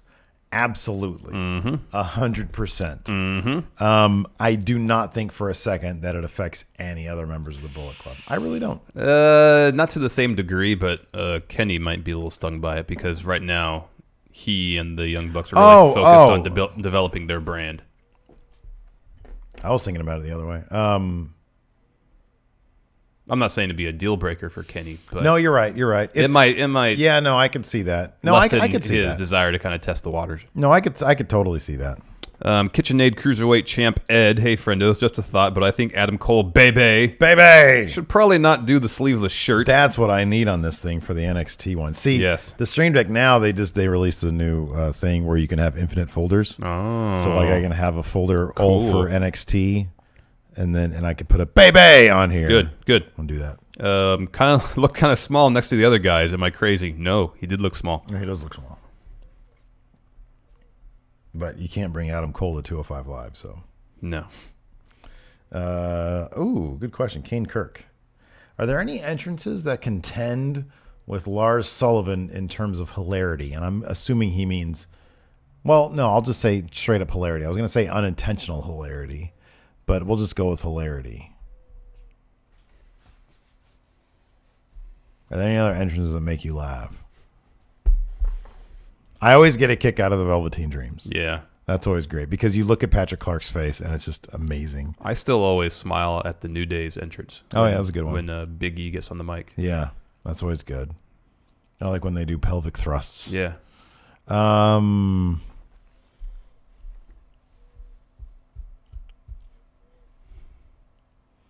on, I'm running down some other ones. I don't know if an entrance has made me laugh harder than HBKFC of late. HBKFC. Oh, that's great. Oh, goodness. Another good question from Kane Kirk. With the abundance of three-man teams in NXT, do you think WWE should take a faction versus faction concept in storylines like New Japan rather than the tiresome heel versus face storylines?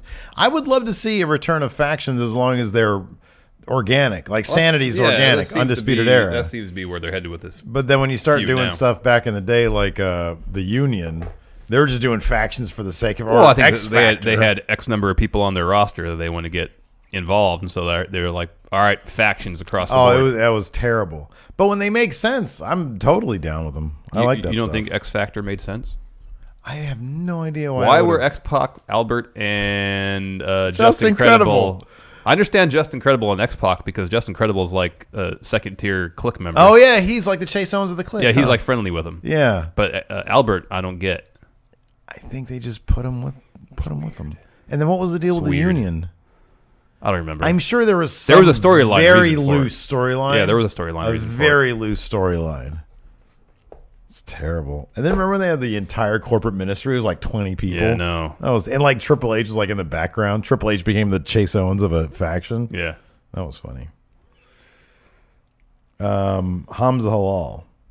How would Dave Meltzer rate Top Notch Mecha Santa 2? And would he give it a better rating than the first encounter? Look, man. I mean, here I'll quote Kenny Omega, and when when someone asked him about whether he's looking to top his first match against Okada, he said, "No, it's going to be a different thing." Yeah, and that's what it was. It was a completely different thing. Yeah, it was a wrestling match, but it was a wrestling match unlike any other. Yeah. There's never been a wrestling match like that. I don't know if Meltzer can say it was better or not. Definitely say it was different. Yeah. I mean, especially the second match that breaks any rankings there are. Yeah. Because it is so unique. Yeah. You can't compare it to anything. I'm going to say this before we leave. I am, after the fact especially, I am so overwhelmingly proud of that match. The fact that we separately came up with the idea for the different gameplay to add them in there, because I'm pretty sure you and I both came up with that on our own and decided on that because of the interdimensional aspect of the characters. And the ending, which couldn't have played out better in terms of the monitor being there, the power bomb. Yeah, the drama of the whole thing. The tap out. Me losing my mind. That entire thing, and the fact that we had like 250 people watching live, and that is honestly the great thing about doing live streams is like the live reactions to people, or that people give, and understanding like your audience as it happens and what they're into and what they're not into. I say this with complete and absolute certainty. We're not the best WWE 2K players, but we put on the best matches of anybody playing the game. Nobody can hope to top that match. I don't care who you are, what channel you're on. Nobody's doing better than Top Notch Mecha Santa 2. Nobody. So anyways, that's it for now. Thank you for tuning in. We got lots of programming this weekend. Of course, on Sunday, we've got our live stream of... no, we don't have our live stream of Hell in a Cell. Our reactions. It's our live stream of our reactions of Hell in a Cell. So that's what we're doing then. And so thanks for watching. Until next time, we'll talk to you later. Bye.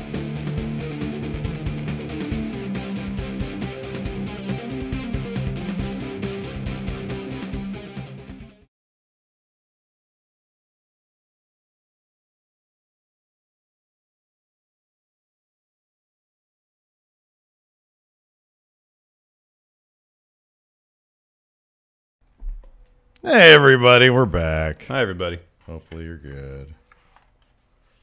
All right, let's talk more music. Let's get some more bands. More bands.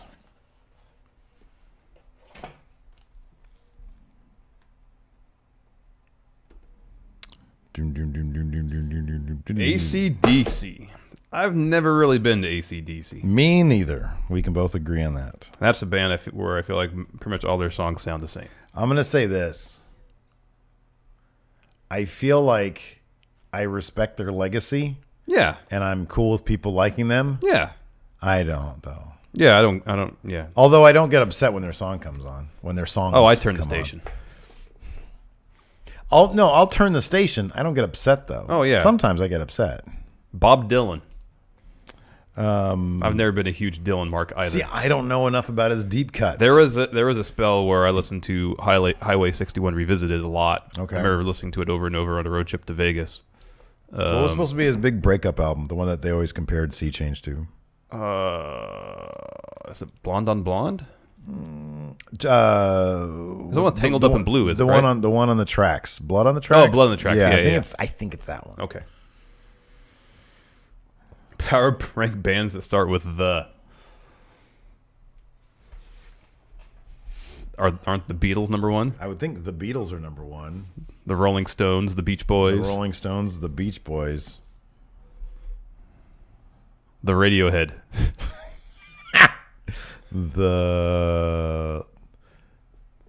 What about The Cure?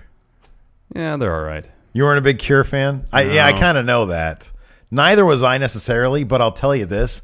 Every girl I had a crush on in high school, huge Cure fans. Oh, really? All the really cool chicks loved The Cure. Matthew Williams Esquire says the Deftones. The local band. Wait, was it I thought it was just Deftones. It was just Deftones.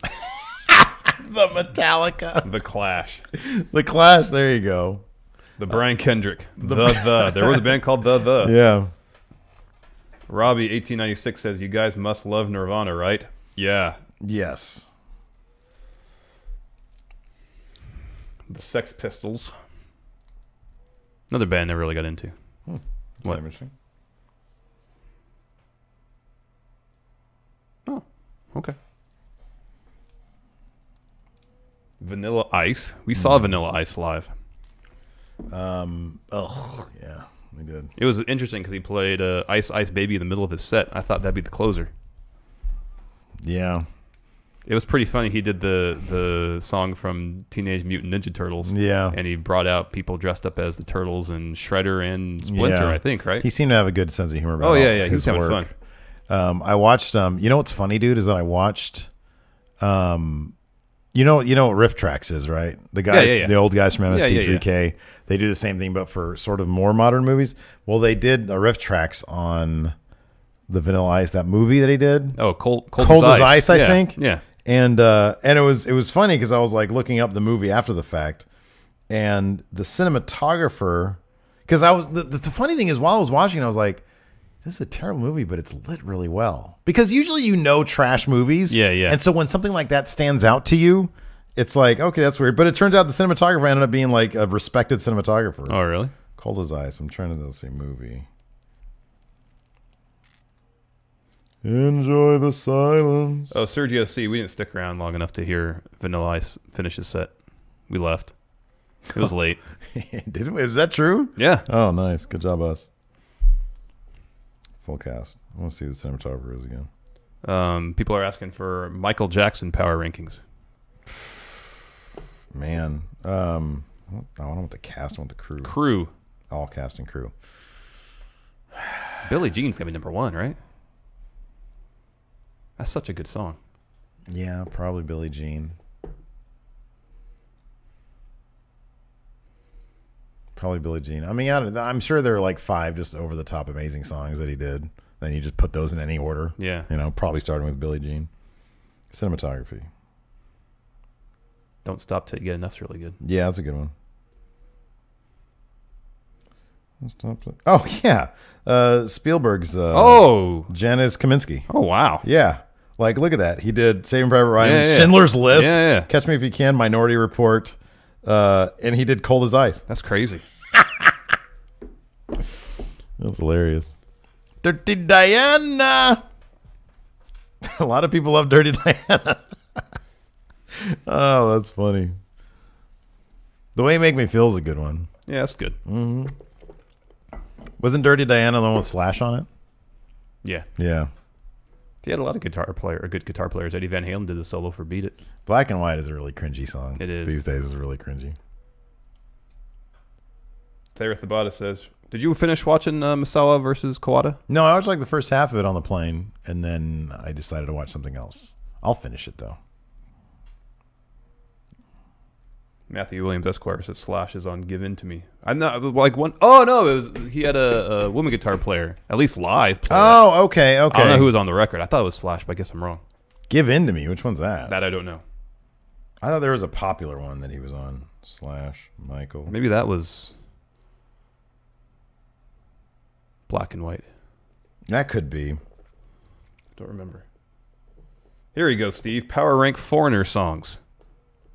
I Want to Know What Love Is. That's Steve's number 1. What's that? Oh, man. I'm bringing it full circle. Cold as Ice is the best Foreigner song. You're as cold as ice. That's good. Well, man, I want to know what love is. That's the deep. You read the lyrics to that shit. It's deep as hell. It was deep. It's super deep. Really? Man. Are you kidding me? Hold on a second. I wanna know what love is lyrics. Oh. In my life, there's been heartache and pain. I don't know if I can face it again. Oh, it's great. Are you kidding me? That's every man's story right there. Huey Lewis in the News. Well, you know, Power of Love is number 1. Yeah, that's pretty good. Heart of Rock and Roll is really good. That's a really He good named one. a lot of cities. Helped me learn geography when I was young. Oh, man. Oh, Tommy Ray wants Aerosmith. Oh gosh, my favorite Aerosmith song is the thing they did with Run DMC, "Walk This Way." Oh, that's good. But I want the version with Run DMC. Yeah. Not their version. And then the one that the Dream On that doesn't even sound like that. That trips me out so hardcore because it doesn't sound anything like Steven Tyler. A lot of that's like the sound of a lot of the early songs. Stuff. I know it doesn't sound anything like him. It's weird. Oh man, Frank Sinatra songs. That's Life, number 1 for me, dude. That's Life. That is such a good song. Al Green. I don't know enough about him beyond like the basics. There's Let's Stay Together. That's the one I know. Have You Mended a Broken Heart? We had the band play that. Oh, what about the band? My favorite is Night They Drove Old Dixie Down. Me is The Weight. But The Weight is everybody's, you know. Yeah. I mean, The Weight's funny because like I usually a lot of their live stuff is amazing, like from the Last Waltz. But the Weight studio version is so good. It's so good. Who's the better singer, yeah, Steven Tyler or Axl Rose? God, probably technically Steven Tyler, right? But I probably would rather listen to Axl Rose. Axl has a wider range. You he think can go so? super low. He can get super high. Yeah. Granted, Steven Tyler can get super high too, but I don't know if he can sing the lower octaves. Man, you'd give it to Axl, huh? Yeah. I'm okay with that. I would say Axl's is arguably more distinctive. No one sounds like Axl Rose. That's true. That is very true. Huey Lewis and the News should do the Power of Love at WrestleMania. Oh, that'd be great. Power Rank Elias Sampson song. Nutshell cover #1. Yeah. Jack Dolan, Power Rank movie soundtracks. Okay, so are we talking about original soundtrack or compilation like songs? I know. Like, I've got my personal favorites. Like Trainspotting and Pulp Fiction are up there with like compilations, you know? Transformers the movie. Oh, there you go. That's a good one. That's a great one. It's a really good one. Bunch of Stan Bush songs.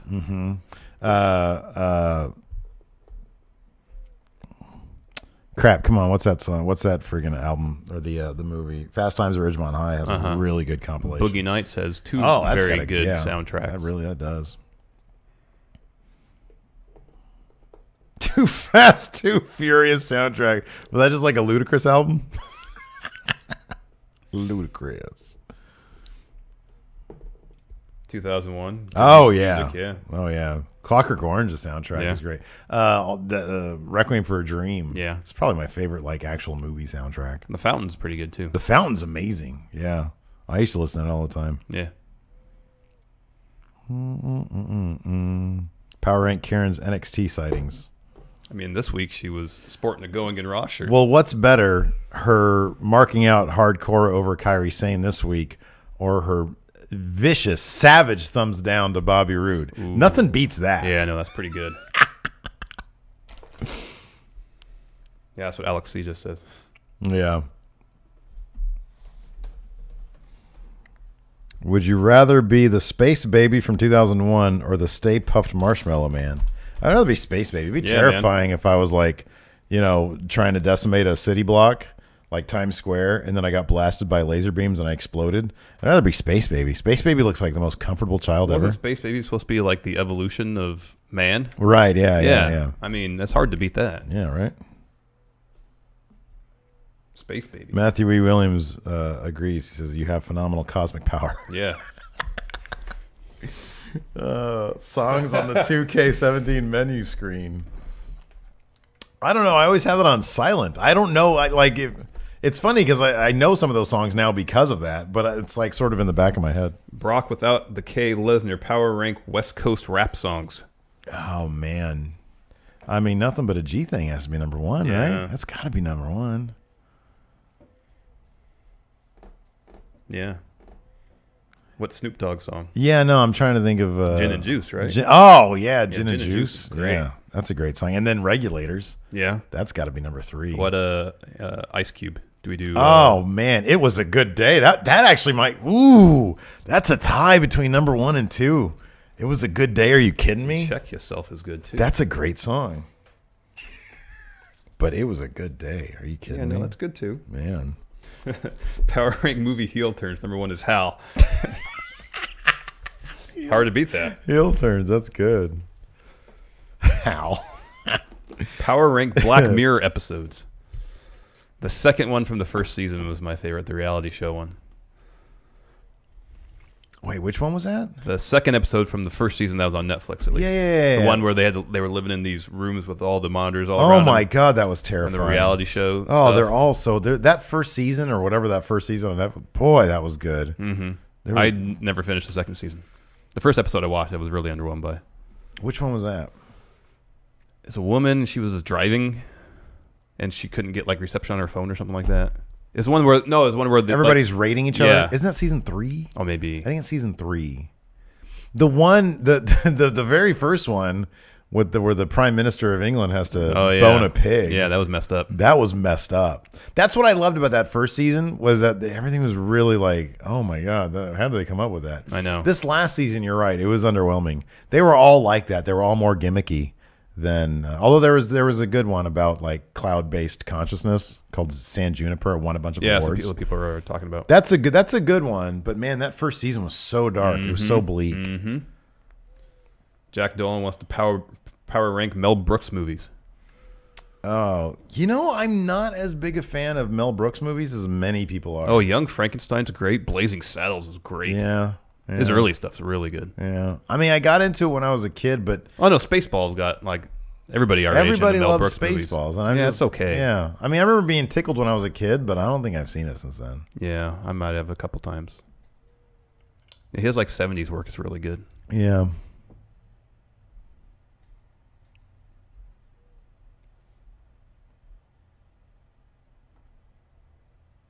Wait, Alex C. What? A UK Prime Minister actually boned a pig? That's weird.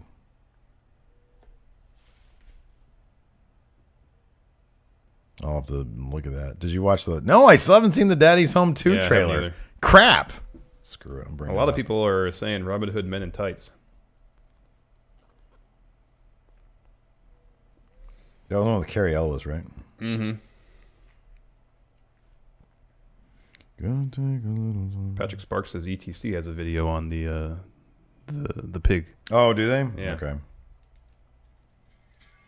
Oh, Alex C said it was David Cameron. It was a dead pig's head. Ew. Oh, in university, in college. Okay, I think I heard about that.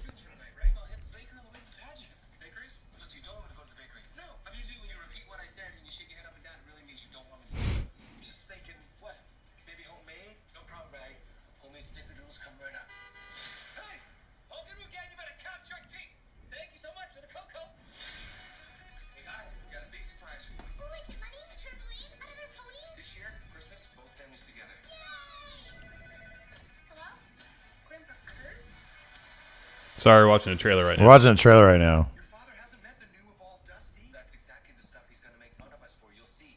Dear God. Wow. Dress is so cool. Yet I can't picture him actually going shopping. Dusty. There you go. Bring the car around on the curb. This is Sarah's husband. Why is he here? Oh, because my dad's coming too. John Lithgow. John Lithgow's great. Oh, yeah. He's kissing him on the mouth. Alex sees his point the camera at the screen. No, I'm not going to do it.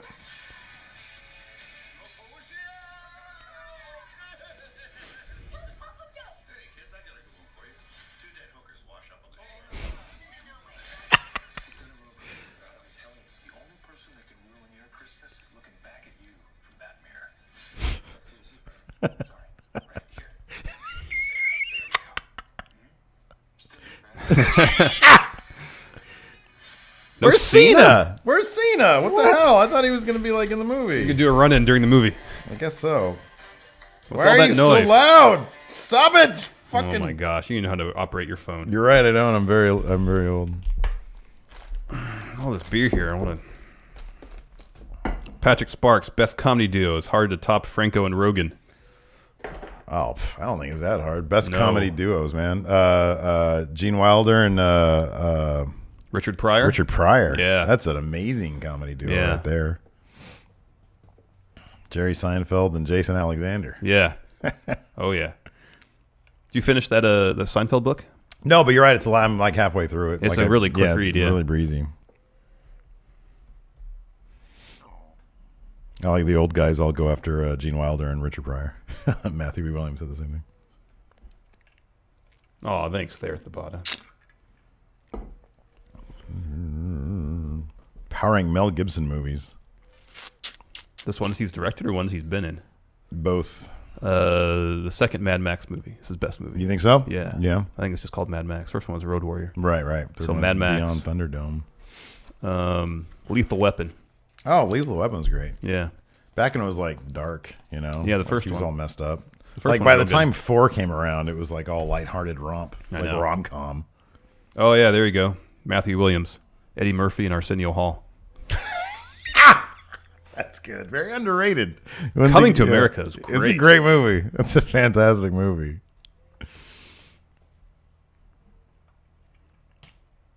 Yeah, I'd go with Will Ferrell and John C. Reilly. Oh, They're yeah. amazing That's good also. too. Power rankings. What's the best power rankings we've ever done? Way too many. There we go. Best Simpsons characters. Well, I mean, Homer's number one. Yeah. Homer's definitely number one.